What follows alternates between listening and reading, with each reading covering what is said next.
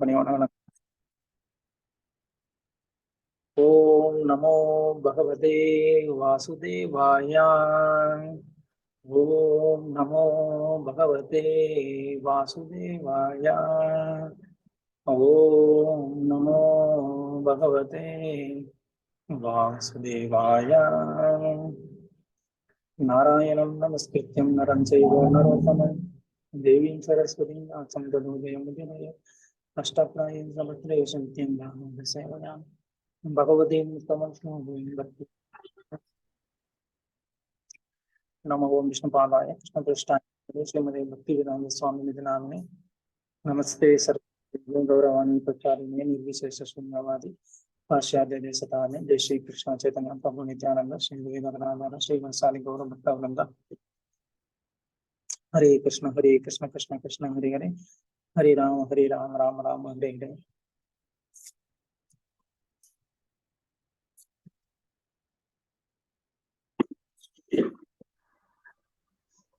हरे कृष्णा प्रभु जी. हरे कृष्णा. नमस्कारम. कृष्ण नमस्कारम.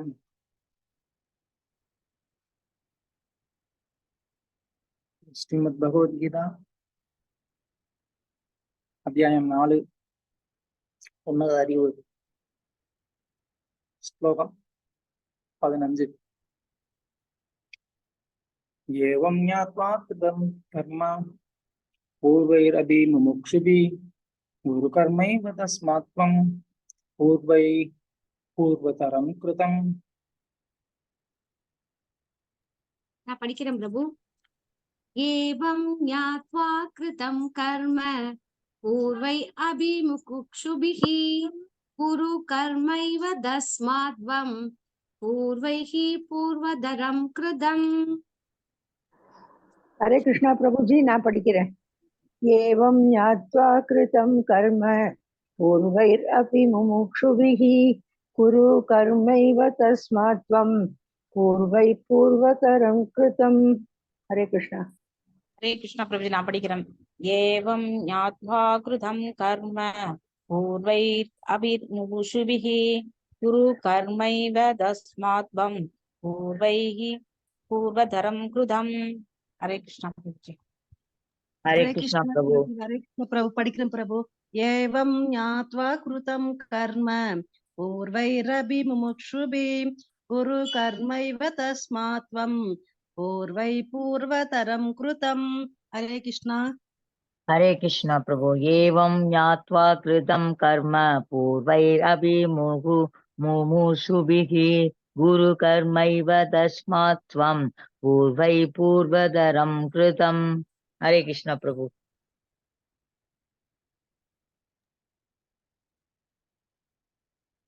படிக்கட்டுமா பிரபு? हरे कृष्णा प्रभु जी. மொழிபெயர்ப்பு படிக்கட்டுவா? हरे कृष्णा. படிக்கட்டுவா? படிங்க மாதாஜி. ஹரே கிருஷ்ணா. முற்காலத்தில் விடுதலை பெற்ற ஆத்மாக்கள் எல்லாரும் என்னுடைய உன்னத இயற்கையை உணர்ந்த வண்ணம் செயல்பட்டனர்.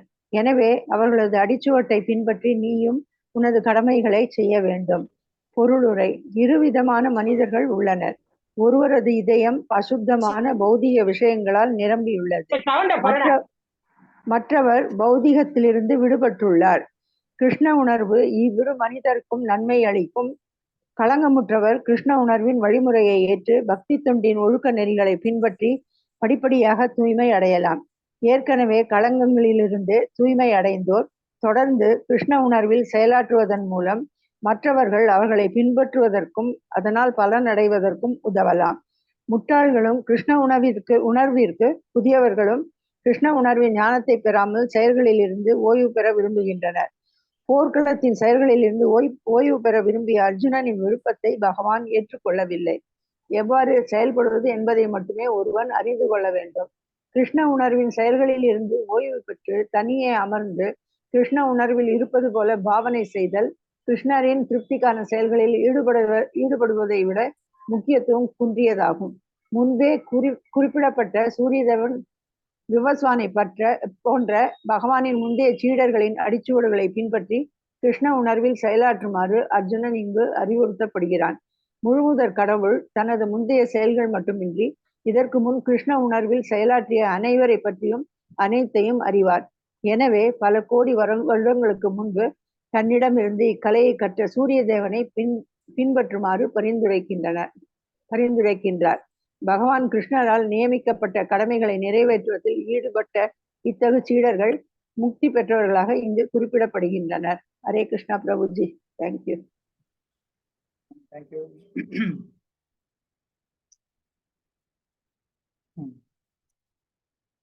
ஸோ கிருஷ்ணர் வந்து அர்ஜுனனுக்கு தொடர்ந்து அவருடைய அறிவுரையை கடைபிடிப்பதற்கான காரணங்களை முன்வைக்கிறார். நம்ம முன்னாடி பார்த்த மாதிரி அர்ஜுனன் வந்து இந்த கடமையை வந்து நிராகரிக்கிறதுக்காக அவன் வந்து பல காரணங்களை முன் வச்சான். அது மாதிரி இங்க கிருஷ்ணரும் அதே இதை வந்து ஃபாலோ பண்றார். அவன் சொன்னா நான் அந்த மாதிரி குருசிட பரம்பரையில இருந்து கேட்டுக்கிறேன் அப்படின்னு சொல்லி இங்க கிருஷ்ணரும் அதே தான் சொல்றாரு. நான் இப்ப சொல்றது ஒண்ணு என்னுடைய கருத்து இல்லப்பா, இதெல்லாம் முன்னாடி பல காலத்துக்கு முன்னாடியில இருந்து என்ன பண்ணிட்டு இருக்கிறாங்க, முக்தி அடைந்த ஆத்மாக்கள்லாம் வந்து கடைபிடிச்சிருக்கிறாங்க. அதனால நீ வந்து என்ன பண்ணணும், இது நீ வந்து கடைபிடிக்கணும் அப்படின்னு இங்க கிருஷ்ணர் சொல்றாரு. ஸோ எந்த விதத்திலையும் அவன் கிருஷ்ணர் வந்து என்னுடைய பேச்ச கேட்கணும் அப்படின்ற ஒரு விதண்டாவாதத்தை இங்க வந்து பண்ணல. சோ இங்க நம்ம கத்துக்க வேண்டிய விஷயம் என்ன அப்படின்னு கேட்டா,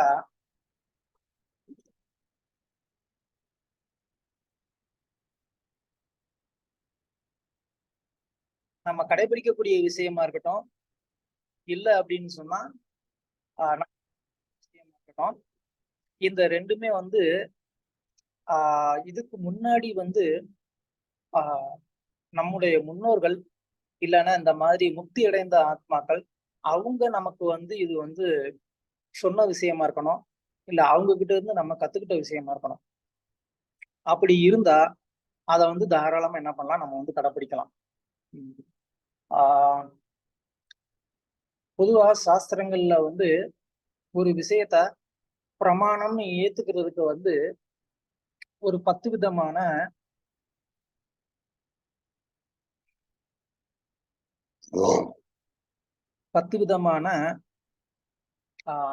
அணுகுமுறைகளை வந்து சொல்லியிருக்கிறாங்க. இது பிரமாணம் அப்படின்னு சொல்லி நம்ம எப்படி ஏத்துக்கலாம் அப்படின்னு சொல்லி. ஒண்ணு வந்து பிரத்யக்ஷம், நம்ம என்ன பண்றோம், நேரடியா பாக்குறோம். பாக்குறதுனுடைய அனுபவத்தினால நம்ம சில விஷயங்களை வந்து நம்புறோம், ஏத்துக்கிறோம். அனுமானம், நம்ம என்ன பண்றோம், யூகிக்கிறோம்.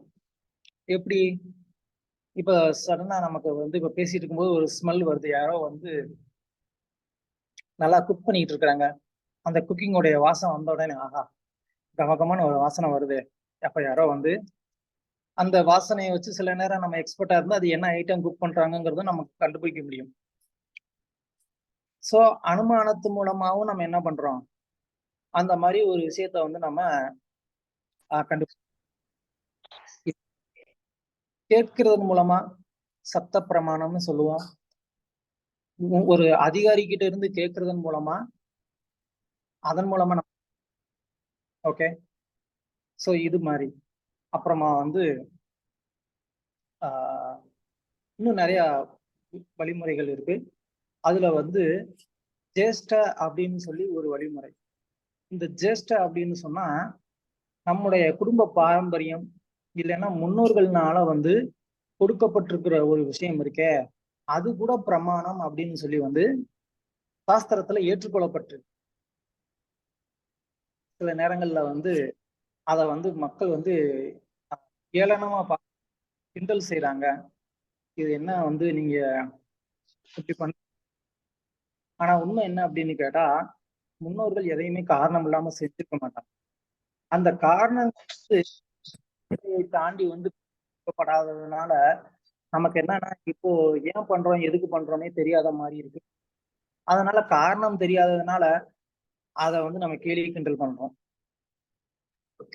இப்போ உதாரணத்துக்கு சொல்லணும் அப்படின்னு சொன்னா, நம்ம வந்து எல்லாருமே தைத்திருநாள் கொண்டாடுறோம். தைத்திருநாள் கொண்டாடுறோம்னா அதுல என்ன பண்றோம் சொல்லுங்க, என்ன பண்றோம்?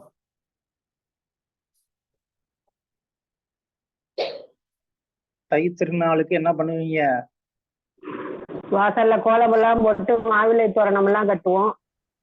ஆத்துல பொங்கல் வைப்போம், சக்கரை பொங்கல் வைப்போம், நைவேத்தியம் தயார் பண்ணுவோம்.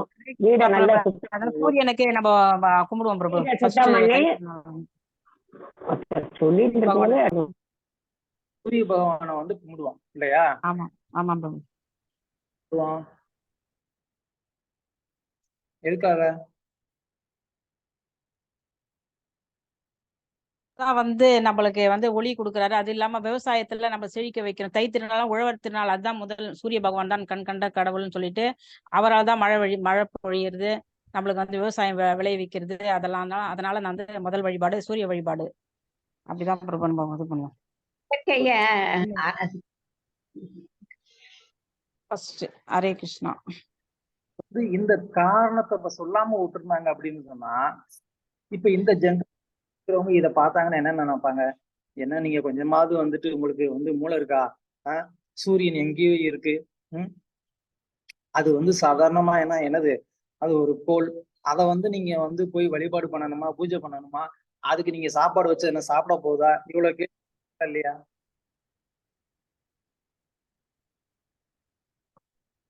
கேட்பாங்களா இல்லையா?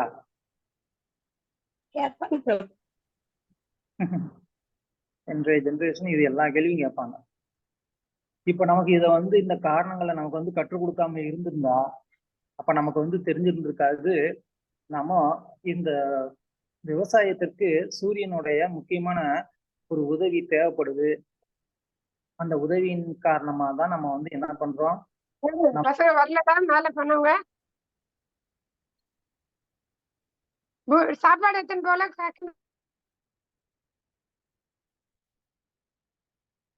அதனால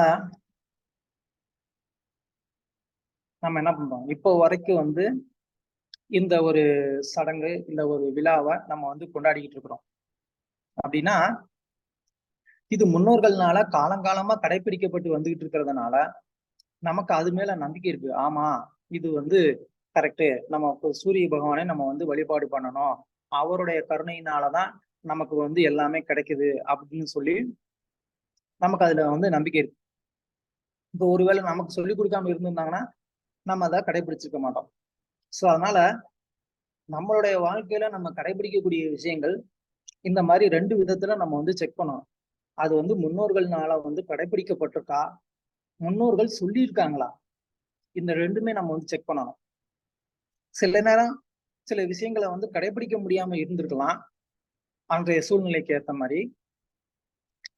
ஆனா அது பண்ண வேண்டிய ஒரு முக்கியமான ஒரு சடங்கா இருந்திருக்கும். ஆனா அந்த நேரத்துல அவங்களுக்கு பண்ண முடியாம இருந்திருக்கும். அதனால பண்ணாம விட்டுருப்பாங்க. இப்போ உதாரணத்துக்கு சொல்லணும்னா, பொதுவா ஏதோ ஒரு குலதெய்வ வழிபாடோ ஏதோ ஒரு குறிப்பிட்ட குடும்பத்துல இருக்கக்கூடிய ஒரு சடங்கு காலங்காலமா பண்ணிட்டு வந்திருப்பாங்க. சடனா எதிர்பாராத விதமா அவங்க வீட்டுல ஒரு துர்மரணம் ஏற்பட்டிருக்கும். அவங்க என்ன பண்ணிருப்பாங்க, அப்படியே அந்த இதுல இருந்து அப்படியே ஸ்டாப் பண்ணி இருந்திருப்பாங்க. அப்ப பல காலமா அது தடைப்பட்டிருக்கும். திரும்ப ஒரு ஜென்ரேஷன் 2 ஜென்ரேஷனா கழிச்சு அவங்க தேடி கண்டுபிடிப்பாங்க, என்ன ஏன் நமக்கு குடும்பத்துல இப்படி இருக்கு, என்ன காரணம் அப்படின்னு சொல்லி. அதுக்கப்புறமா இந்த மாதிரி உங்களுடைய குலதெய்வ வழிபாடு தடைப்பட்டிருக்கு, சம்திங் இந்த மாதிரி ஒரு காரணங்கள் இருக்கும். ஸோ ஒண்ணு இந்த மாதிரி பண்ண வேண்டிய ஒரு சடங்கு அது காரணங்கள்னால தடைப்பட்டு அது கடைபிடிக்காத மாதிரி போயிருக்கு. ஒரு அப்புறமா அப்ப பண்ணி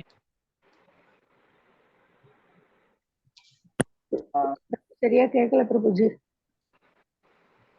கட்டாகுது நிறைய. நான் பேசுறது கேக்குதா? கேட்கறது பிரபுஜி. இப்ப கேக்குது பிரபு. சோ அதனால நம்ம முன்னோர்களை கடைபிடிக்கிறது ரொம்ப ரொம்ப அவசியம். அந்த முன்னோர்களுடைய அடிச்சுவடை பின்பற்றாம நம்ம என்ன பண்ணக்கூடாது, நம்மளுடைய மனம் போன போக்குல செயல்படக்கூடாது. நமக்கு எது தர்மம், எது கடமை நம்ம முன்னோர்கள் வாழ்ந்து வச்சிருக்கிறாங்க. ஸோ இதுல வந்து குழப்பத்துக்கு அவசியமே கிடையாது. நம்மளுடைய வீட்டுக்கு இல்ல நம்ம பண்ணக்கூடாது அப்படிங்கிறது நம்மளுடைய முன்னோர்களுக்கு தெரியும். அவங்க அதான்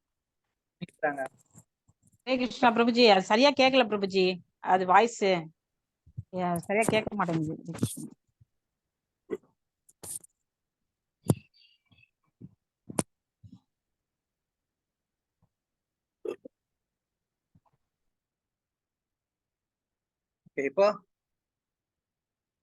இப்ப கேக்குறது பிரபுஜி, இப்ப கேக்குறது. அதனால நம்மளுடைய கடமை எது அப்படிங்கிறதுக்கு வந்து நம்மளுடைய முன்னோர்கள் என்ன செஞ்சிருக்கிறாங்களோ அதை கடைபிடிக்கிறது தான் நம்மளுடைய கடமை. அதை நம்ம வந்து செய்யாம விட்டோம் அப்படின்னு சொன்னா அதுக்கு பேர் வந்து ஒண்ணு சோம்பேறித்தனம்னு சொல்லலாம், இல்ல அப்படின்னு சொன்னா நம்மளுடைய விதண்டாவாதம் அப்படின்னு வந்து சொல்லலாம். என்ன சொல்றது, சில பேர் வந்து எது சொன்னாலும் வந்து அதுக்கு வந்து ஆர்கியூ பண்ணிட்டே இருப்பாங்க. ஆமா, அது ஏன் பண்ணணும், அது ஏன் செய்யணும் அப்படின்னு சொல்லி ஆர்கியூ பண்ணிக்கிட்டே இருப்பாங்க. அவங்களுக்கு வந்து எதையும் சொல்றத வந்து கேட்டு பழக்கம் கிடையாது. இன்னும் சில பேர் சோம்பேறியா இருப்பாங்க, அதை போய் ஏன் பண்ணிக்கிட்டு அப்படின்னு சொல்லிட்டு என்ன பண்ணுவாங்க, அதை வந்து கடைபிடிக்காம விட்டுருவாங்க. ஆனா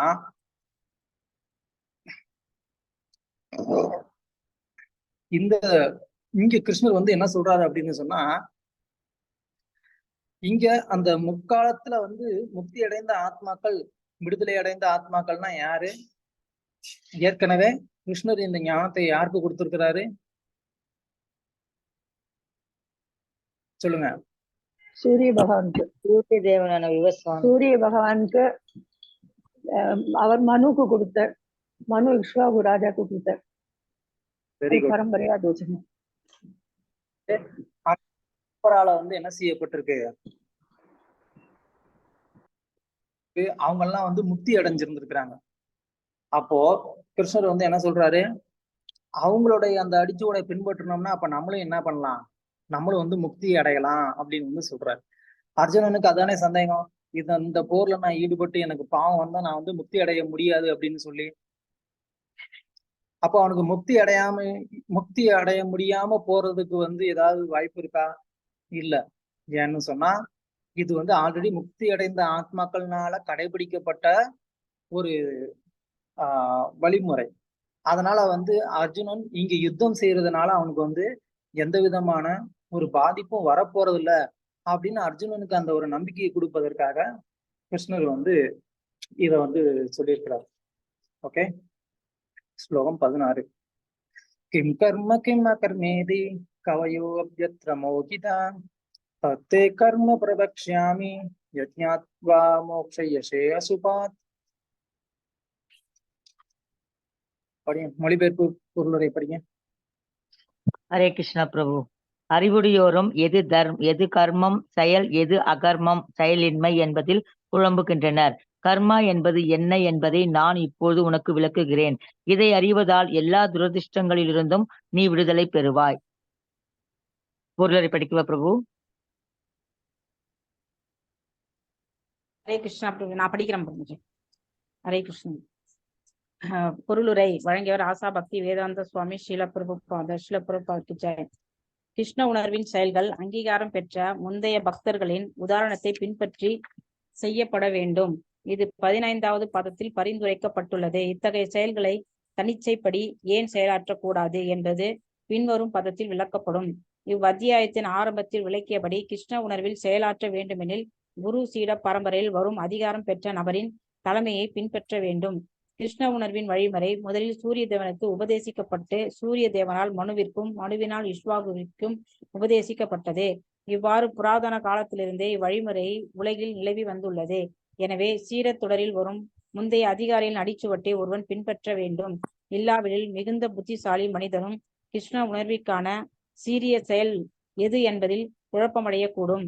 இதற்காகத்தான் கிருஷ்ண உணர்வை தாமே நேரடியாக அர்ஜுனுக்கு உபதேசம் செய்வதற்கு முடிவு செய்தார் பகவான். அர்ஜுனன் பகவானிடமிருந்து நேரடி உபதேசத்தை பெற்றதால் அர்ஜுனனின் அடிச்சுவட்டை பின்பற்றுவோர் நிச்சயமாக குழப்பமடைவதில்லை. பக்குவமற்ற பரிசோதனைகளின் மூலம் தர்மத்தின் வழிகளை எவரும் உறுதிப்படுத்த முடியாதென்று கூறப்பட்டுள்ளதே. உண்மையில் தர்மத்தின் நெறிகளை பகவான் மட்டுமே விதிக்க முடியும். தர்மம் சாக்ஷாத் பகவத் பிரணிதம். பாகவதம் 6.3.19 பக்குவமற்ற மனக்கற்பனையால் யாரும் தர்மத்தின் கொள்கைகளை புதிதாக உண்டு பண்ண முடியாது. பிரம்மா, சிவன், நாரதர், மனு, குமாரர்கள், கபிலர், பிரகலாதர், பீஷ்மர், சுகதேவ கோஸ்வாமி, யமராஜர், ஜனகர், பலி மகாராஜர் போன்ற மாபெரும் அதிகாரிகளின் அடிச்சுவட்டை பின்பற்ற வேண்டும். மனக்கற்பனையால் தர்மத்தையோ தன்னுணர்வையோ எவராலும் உறுதியாக உணர முடியாது. எனவே பக்தர்களின் மீதான தனது காரணமற்ற கருணையால் கர்மா என்றால் என்ன, அகர்மம் என்றால் என்ன என்பதை அர்ஜுனனுக்கு பகவான் நேரடியாக உபதேசிக்கிறார். கிருஷ்ண உணர்வில் செய்யப்படும் செயல்கள் மட்டுமே பௌதிக பந்தத்திலிருந்து ஒருவனை விடுவிக்கும். ஹரே கிருஷ்ணா பிரபுஜி. தேங்க்யூ பிரபுஜி.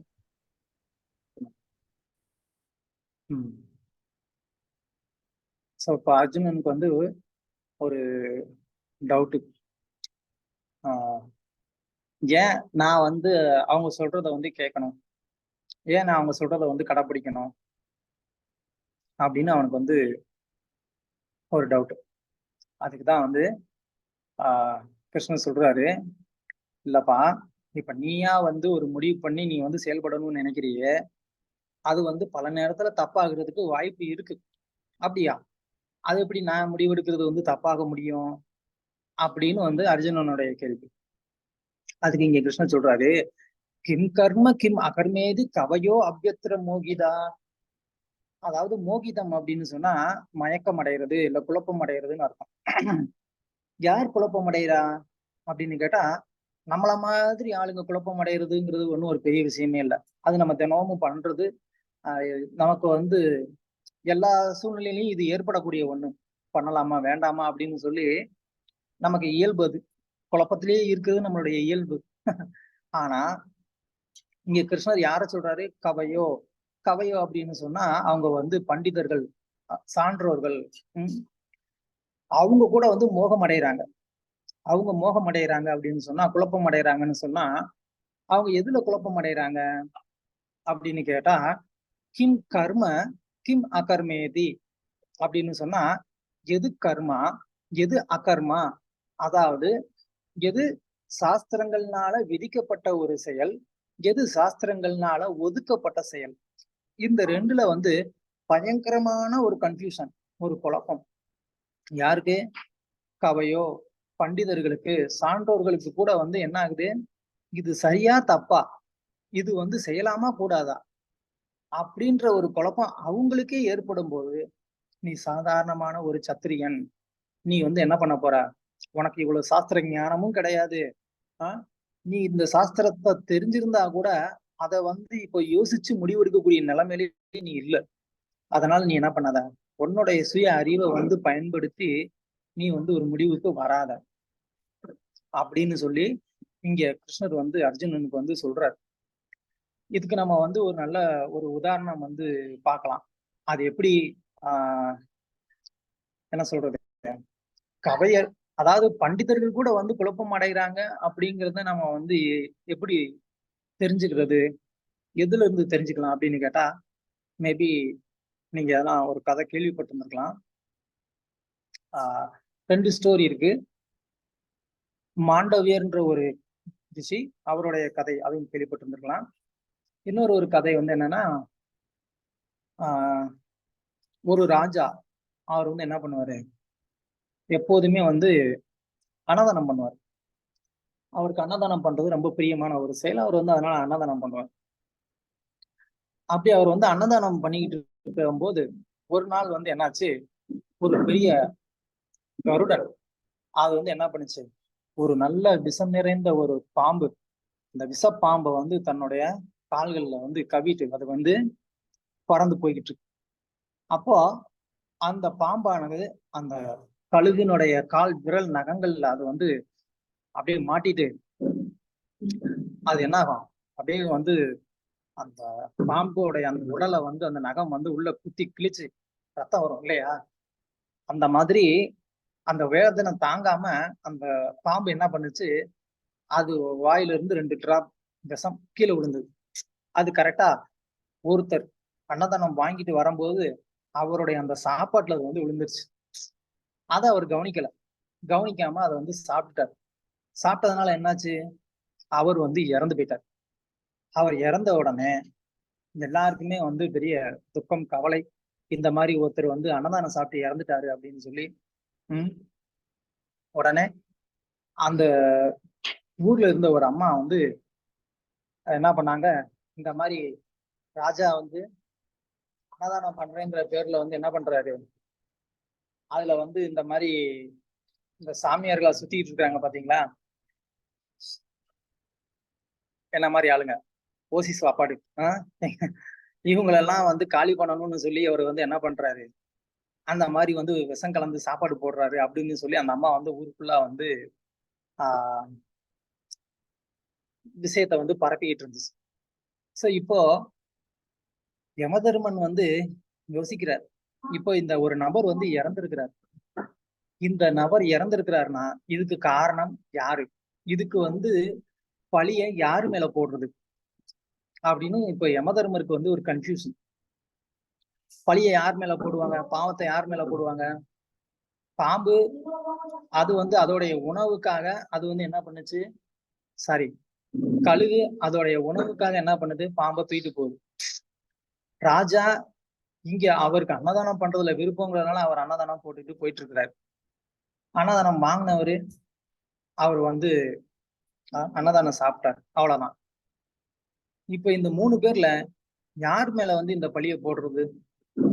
அந்த கழுகு மேலையா, சாதத்தை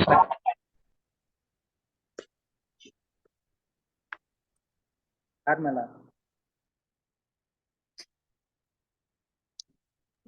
செய்தி பரப்புச்சு இல்லைங்க, ராஜா கொண்டாரு அவங்க அந்த அம்மா மேலதான் பழி. அந்த அம்மா மேலதான் பழி போடணும்.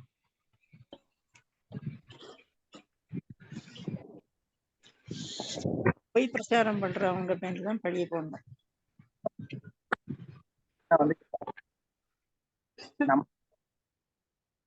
இந்த மாதிரி வதந்தியை பரப்பணும் அப்படின்னு சொன்னா நமக்கு என்ன ஆகும்னு நம்ம யோசிச்சு பார்க்கணும்.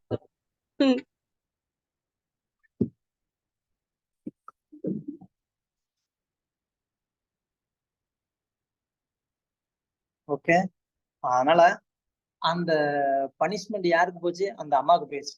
ராஜாவும் தப்பு பண்ணல, கழுகு மேலையும் தப்பு கிடையாது, அந்த ஆள் மேலையும் தப்பு கிடையாது. இது வந்து என்னது, கர்ம வினை. ஒருத்தருடைய கர்ம வினை இப்படி வந்து உயிர் போகணும்னு இருந்திருக்கு, அதனால அது போயிருக்கு. அதனால அது யாரு மேலையும் குற்றம்னு சொல்ல முடியுமா? குற்றம்னு சொல்லவே முடியாது. ஆனா அந்த அம்மா வந்து தேவையில்லாம ஒருத்தர் மேல வந்து பழிய போட்டதுனால அது என்னாச்சு, அந்த குற்றம் அவருக்கு போக வேண்டியது அந்த அம்மாவுக்கு போயிடுச்சு. சோ இது ரொம்ப ரொம்ப சூட்சமமானது.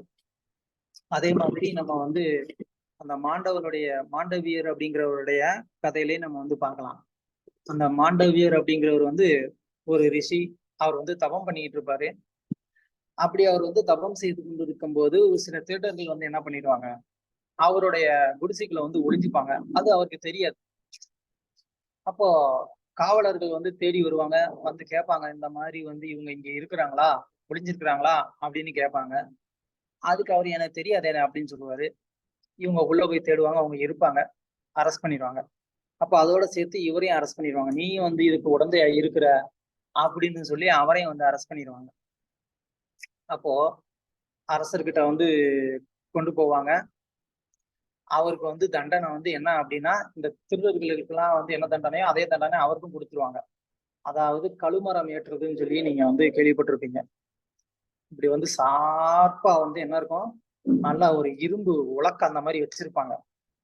அது மேல வந்து தூக்கி உட்கார வச்சிருவாங்க. உட்கார வச்சா என்ன ஆகும், அது அப்படியே உடம்ப வந்து கிழிச்சு 2ஆ பொளந்துரும். அப்படி ஒரு தண்டனை. அந்த திருடர்கள் எல்லாரையும் அதே மாதிரி உட்கார வச்சாங்க, அவங்க எல்லாம் அது மாதிரி இறந்து போயிட்டாங்க. ஆனா இவர் வந்து பார்த்தா அந்த இதுல கொஞ்சம் கூட வந்து பாதிக்காம அப்படியே அந்த ஆணிக்கு மேலேயே உட்காந்து அவர் வந்து தவம் பண்ணிட்டு இருக்கிறாரு அவர் பாட்டுக்கு. அதனாலதான் அவருக்கு பேர் ஆணி மாண்டவியர்னு ஒரு பேர் வந்தது.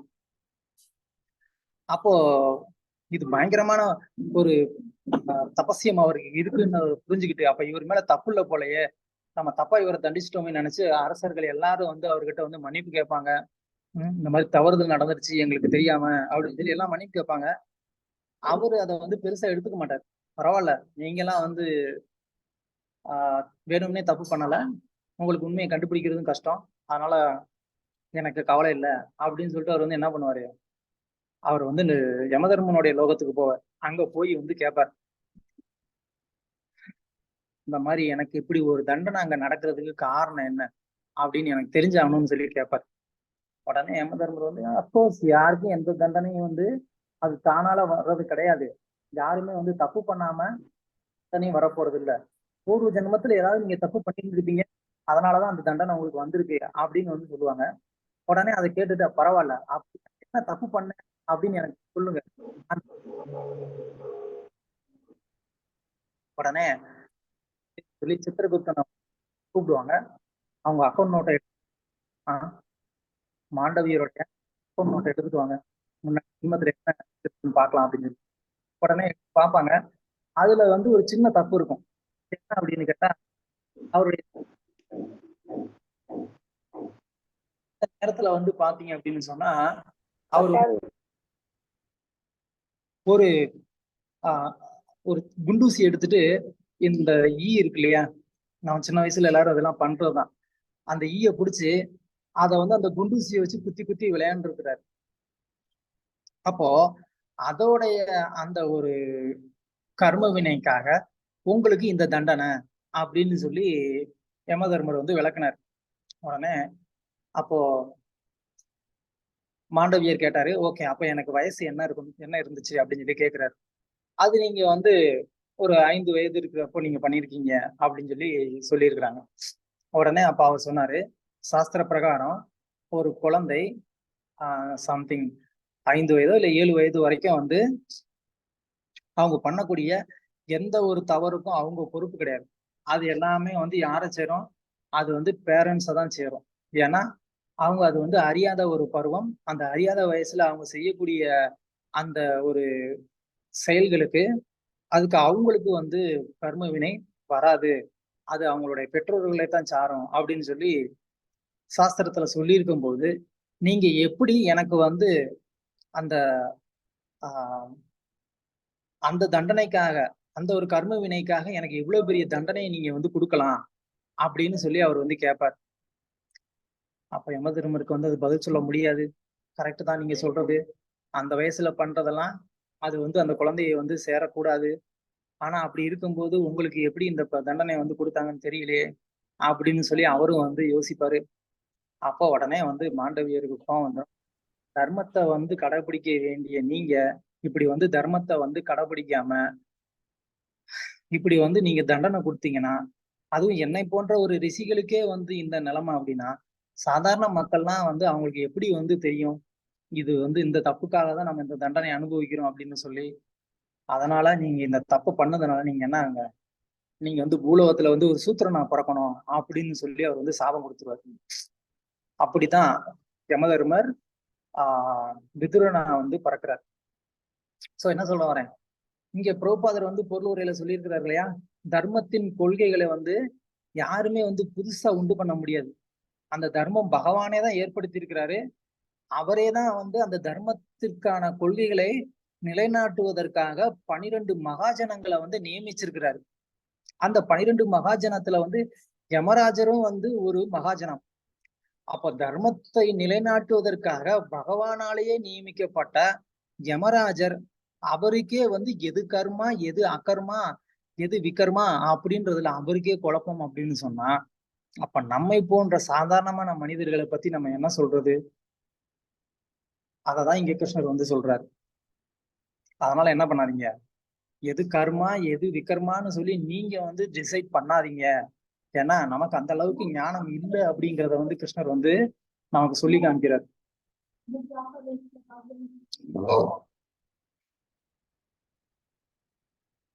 ஏன்னா சில நேரம் வந்து ஆளுங்க என்ன சொல்லுவாங்க, இப்படி வந்து பாலை குடங்குடமா கொண்டு போய் வந்து கோயில்ல சாமி சிலைக்கு நீங்க ஊத்துறீங்களே, இதுக்கு ஏதாவது நல்லா ஏழைங்களுக்கு கொடுக்கலாம்ல அப்படின்னு வந்து பொதுவா சில கருத்துக்கள் வந்து சொல்லுவாங்க.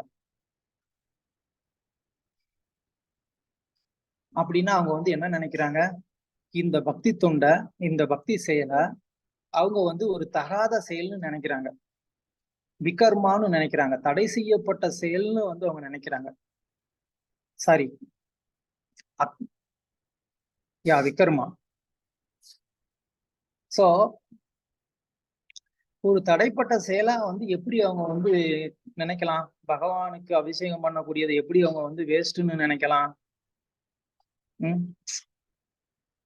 ஏன்னா அவங்களுக்கு அந்த சரியான ஒரு ஞானம் இல்லை. அந்த ஞானம் இல்லாததுனால அவங்க என்ன நினைக்கிறாங்க, பகவானுக்கு அர்ப்பணிக்கப்படக்கூடிய அந்த பொருட்கள் எல்லாம் அவங்க வந்து ஏதோ வீணுன்னு நினைக்கிறாங்க. ஏன்னா அவங்கள பொறுத்த வரைக்கும் அது வெறும் சிலை. அது சிலையா அவங்க நினைக்கிறதுனால அதை வேஸ்ட்னு நினைக்கிறாங்க. ஆனா நம்மளை பொறுத்த வரைக்கும் அது சாட்சாத் பகவான். அவர் அந்த விக்கிரக ரூபத்துல இருந்து என்ன பண்ணிக்கிறாரு, நம்மளுடைய அர்ப்பணிப்புகளை அவர் வந்து எடுத்துக்கிறாரு. இப்ப வந்து ஒரு அப்பா அம்மா இருக்கிறாங்க, அவங்களுக்கு ஒரு குழந்தை இருக்கு. அந்த குழந்தைய அவங்க வந்து நல்லா பார்த்துக்கிட்டாங்க, வளர்த்தாங்க, படிக்க வச்சாங்க, வேலைக்கு அனுப்பிச்சாங்க. அப்பா அம்மா கிட்டையும் பணம் இருக்கு, சொத்து இருக்கு, எல்லாம் இருக்கு. இந்த குழந்தை வந்து வேலைக்கு போச்சு, முதல் மாசம் சம்பளம் வாங்குச்சு. அந்த குழந்தை வந்து வாங்கின சம்பளத்தை அப்படியே வந்து அம்மா கிட்ட கொடுத்துருச்சு. ஏன் அம்மா கிட்ட கொடுக்கணும்?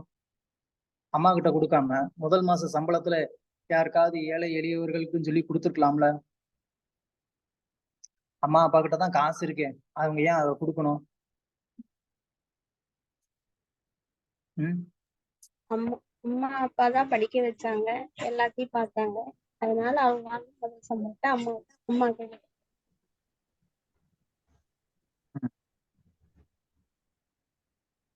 நன்றி உணர்வு. அதாவது நமக்கு வந்து ஏழை எளியவர்களுக்கு உதவி பண்ணக்கூடாதுங்கிறது நம்மளுடைய ஒரு கருத்தே கிடையாது. ஏழைகளுக்கு வந்து வயிறார உணவு அளிக்கணும்னு தான் நம்மளுடைய சாஸ்திரமும் சொல்லுது. ஆனா அதுக்காக வந்து பெத்த அப்பா அம்மாவை கவனிக்காம விட்டுட்டு போய் ஊர்ல இருக்கிறவங்கள கவனிங்கன்னு சொல்றாங்க. இல்ல முதல்ல நம்ம அப்பா அம்மாவை கவனிக்கணும், அப்புறம் நம்ம வந்து ஊர்ல போய் என்ன பண்ணணுமோ பண்ணலாம். அது மாதிரி முதல்ல பகவான் தான் நமக்கு வந்து அம்மா அப்பா. அவங்க நமக்கு வந்து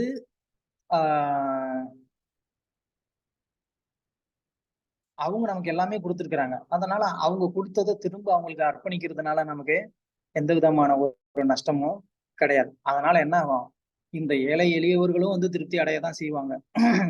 பகவான் திருப்தி அடையும் போது வந்து ஜஸ்மின் துஷ்டே ஜெகத் துஷ்ட அப்படின்னு சொல்லியிருக்கு.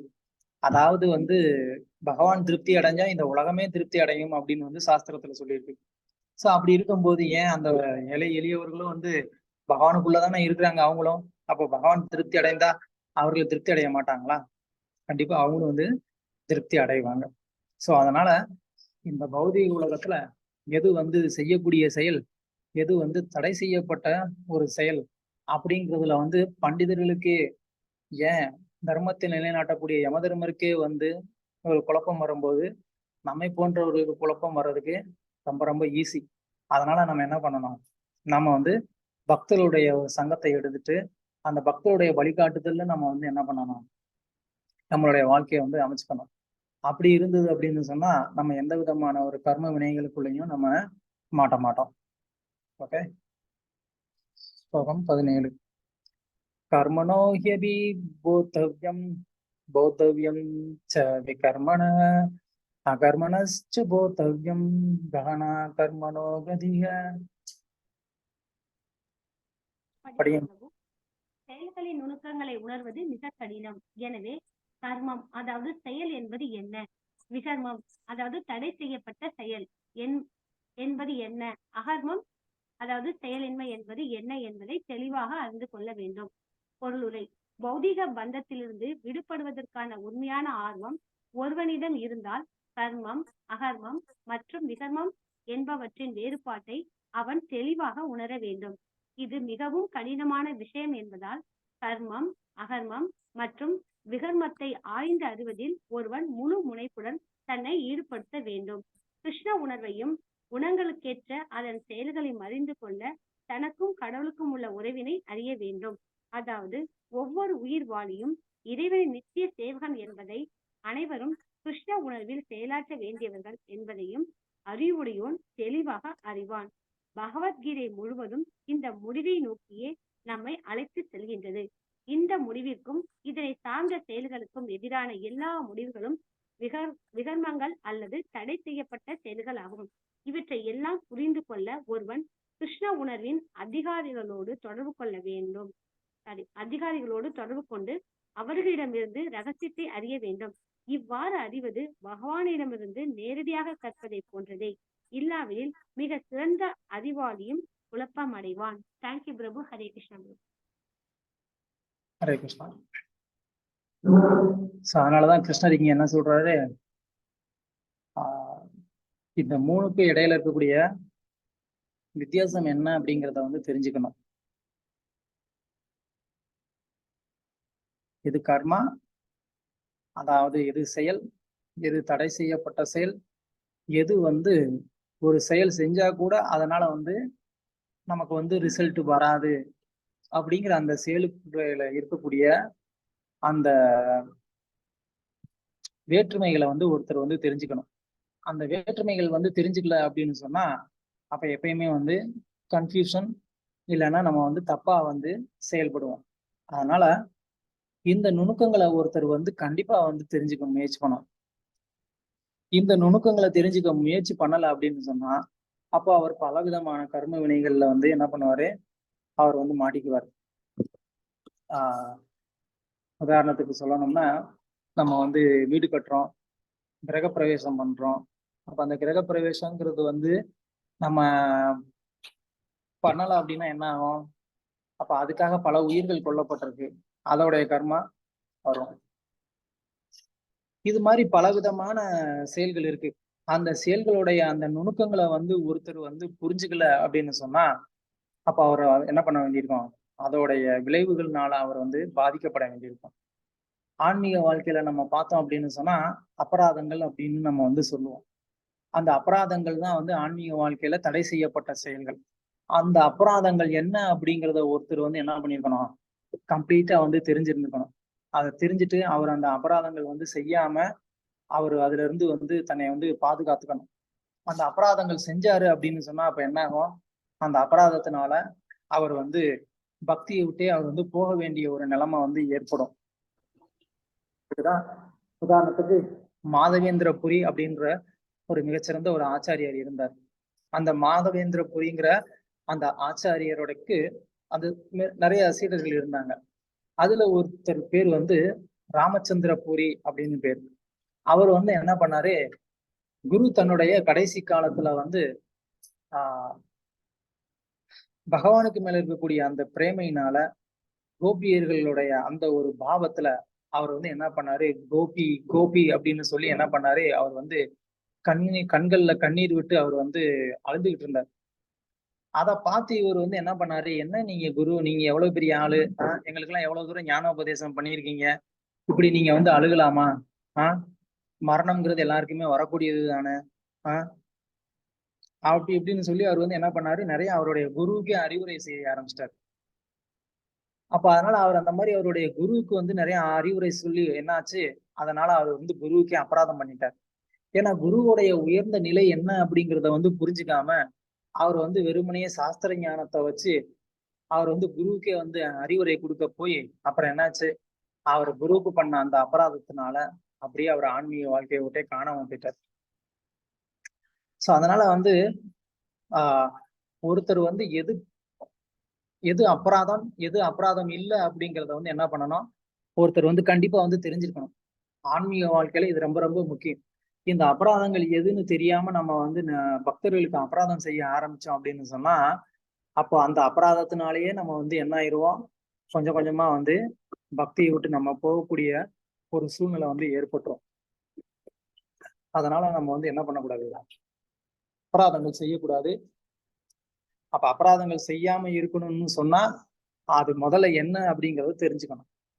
பொதுவா வந்து 10 விதமான அபராதங்கள் வந்து சொல்லப்பட்டிருக்கு. நாமத்துக்கு எதிராக வந்து செய்யக்கூடிய நாம ஜபத்திற்கு எதிரான 10 அபராதங்கள் இருக்கு இல்லையா. ஒண்ணு வந்து பகவானினுடைய அந்த புனித நாமத்தின் புகழை பரப்ப தங்களுடைய வாழ்க்கையை அர்ப்பணித்துள்ள பக்தர்களை நிந்திப்பது அப்படிங்கிறது அது ஒரு குற்றம்.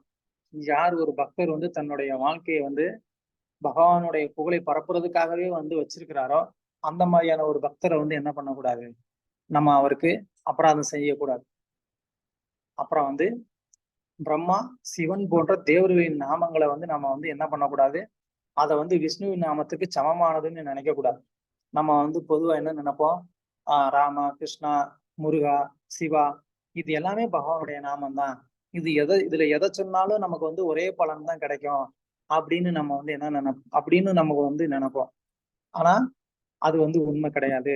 ஒரு நாமத்துக்கும் அதுக்கேத்த மாதிரி வேற வேற பலன் இருக்கு. சோ தேவர்களுடைய நாமம் வேற, பகவானுடைய நாமம் வேற, அதோடைய மகத்துவம் வேற. அது ரெண்டையும் ஒருத்தர் வந்து என்ன நினைக்க கூடாது, ஒண்ணுன்னு நினைக்க கூடாது. மூணாவது, ஆன்மீக குருவின் கட்டளைகளை மீறுறது, இல்ல அவரை ஒரு சாதாரணமான ஒரு மனிதரா வந்து பாக்குறது, அதுவும் குற்றம். நாலாவது வந்து வேத சாஸ்திரங்கள், வேத இலக்கியங்கள் எல்லாம் வந்து ஒரு கற்பனையானது அப்படின்னு நினைக்கிறது ஒரு குற்றம். 5, ஹரே கிருஷ்ணா மகாமந்திரத்துக்கு பௌதிகமான வியாக்கியானம் கொடுக்கிறது குற்றம். 6 வந்து பகவானுடைய புனித நாமத்தை கற்பனையானதுன்னு நினைக்கிறது. அப்புறம் பகவானின் புனித நாமத்தினால் பலத்தால வந்து பாவ காரியங்கள் செய்யறது, அது 7வது. 8வது வந்து வேதத்தில் கர்மகாண்ட பகுதியில வந்து சொல்லப்பட்டிருக்கக்கூடிய செயல்களை வந்து இந்த ஹரே கிருஷ்ணா மகாமந்திரத்தை ஜெபம் பண்றது அதுவும் ஒண்ணு அப்படின்னு நினைக்கிறது. அப்புறம் நம்பிக்கையற்ற நபர்களுக்கு பகவானுடைய நாமத்தை எடுத்து சொல்வது. அப்புறம் வந்து நம்ம எவ்வளவுதான் வந்து பகவானுடைய நாமத்தின் புகழை வந்து கேட்டிருந்தா கூட அதுக்கப்புறமா வந்து அதுக்கு மேல நம்ம நம்பிக்கை இல்லாம இருக்கிறது, கவனக்குறையா உச்சரிக்கிறது, இது எல்லாமே வந்து குற்றம். சோ இந்த மாதிரி இது நாமத்திற்கு எதிரான குற்றம், அப்புறம் தாமத்துக்கு எதிரான குற்றம், விக்கிரகத்துக்கு எதிரான குற்றம், வைஷ்ணவர்களுக்கு எதிரான குற்றம், இப்படி எல்லாம் நிறைய இருக்கு. இந்த மாதிரி குற்றங்கள் எல்லாம் ஒருத்தர் வந்து என்ன பண்ணணும், அதை தவிர்த்து அவர் வந்து பக்தியில வந்து முன்னேறதுக்கு முயற்சி செய்யணும்.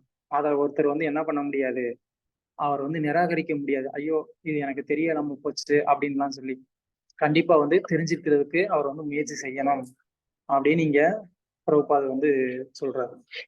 ஓகே, ஹரே கிருஷ்ணா. ஏதாவது கேள்வி இல்ல கருத்துக்கள் இருந்தா சொல்லுங்க.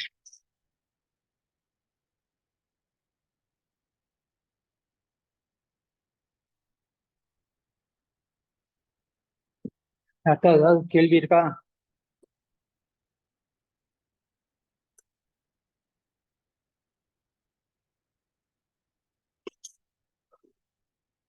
யாருக்கு எதுவும் கேள்வி இல்லையா? Okay, Hare Krishna, thank you. அடுத்த வகுப்புல சந்திப்போம். ஹரே கிருஷ்ணா. ஹரே கிருஷ்ணா பிரபுஜி, நமஸ்காரம். ஹரே கிருஷ்ணா, ஹரே கிருஷ்ணா. ஹரே கிருஷ்ணா பிரபுஜி.